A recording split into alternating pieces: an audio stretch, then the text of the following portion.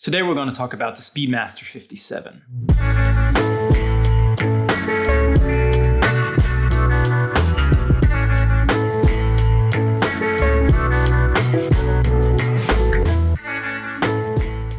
Welcome back everyone to another episode. Let's start right off with this video about the Speedmaster 57. Over the last couple of years, I had the opportunity of seeing many different kinds of Speedmasters, and one thing that I've noticed is Speedmaster isn't Speedmaster. And while you definitely can compare different kinds of models with each other, there are many different variants from the initial word Speedmaster. So we have obviously the classic Speedmaster professional moon watch, the watch that went to the moon, but then there are different other pieces that did not go to the moon, but still are very interesting to look at. I've seen the limited editions of the moon watches, I've seen the Speedy Tuesday editions, and then we have other Speedmasters like the Dark Side of the Moon or the Speedmaster 57. What makes the Speedmaster 57 so interesting? Well, first of all, it is inspired from the original Speedmaster from 1957, and the new model resembles the old in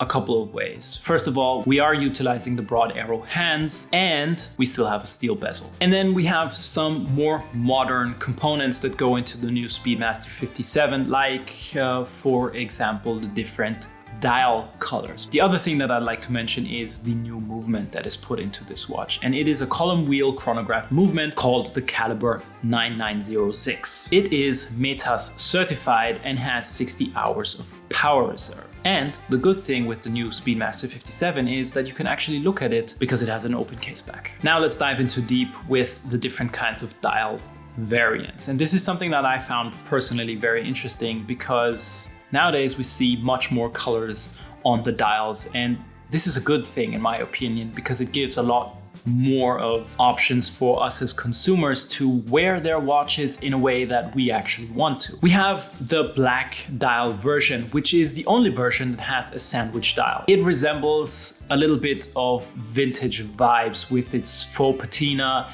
and everything that's going on with the dial in terms of colors and so on. In my opinion, one of the more conservative options of the Speedmaster 57, this is definitely gonna be a good model and a good selling model actually, because it's very, very easy to wear and it's very easy to pair with different kinds of straps, and it just fits into this Speedmaster vibe. Then again, we have a green dial, we have a blue dial, and we have a beautiful Bordeaux colored dial, and this is definitely my favorite option. I really, really like this color hue. It looks cool. It's kind of mysterious, I'd say. So if we go back to the specs of the watch and the whole vibe of integrating modern features and pairing these with vintage inspired design cues, then there's one thing that I'd like to note about the new movement. We have the opportunity to independently adjust the hour hands. And this is something that I really appreciate, because if you're gonna wear this watch as a daily watch, and I guess that this was the intention with this piece, you have the opportunity to actually set the hour hand super fast. And if you're traveling with the watch, you have like a mini GMT in a sense that you can really quickly adjust the time zone. This is something I really like.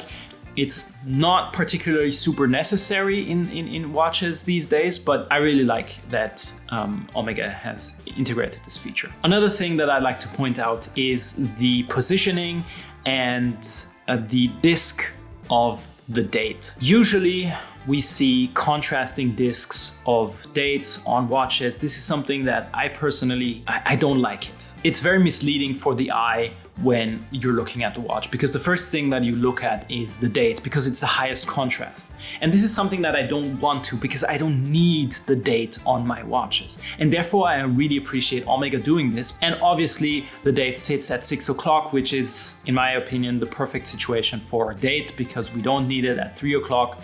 We don't need it at 4 or 5 o'clock, and we certainly don't need it at 9 o'clock. So 6 o'clock is perfectly fine. If we're talking about specs, to note here is the fact that this Speedmaster is the smallest and thinnest Speedmaster to my understanding of the current Speedmaster lineup, making the watch at a case diameter of 40.5 millimeters and 12.99 millimeters in thickness. Quite impressive. And then again, the watch will sit very nicely on the wrist.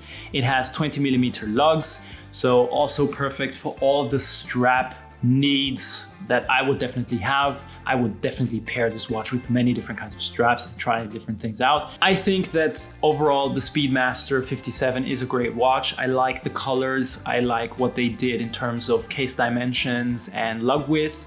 I like the new movement. It's cool, it's playful. It has a good vibe to it. And the other thing to note here is that might confuse a couple of people is the whole lineup of Speedmasters. In my opinion, there might be a little bit too many. In other ways, it could be a good thing as well because you have a lot of different kinds of Speedmasters to choose from. That being said, this is all for this video. Definitely leave a comment down below how you feel about this watch. I'd really be interested which of these different kinds of dial colors is your favorite, so please do let me know. All the links will be down below as well. And that's it for this video. Thank you very much for watching. See you in the next episode. And as usual, if you feel like it, put a thumbs up. Bye-bye.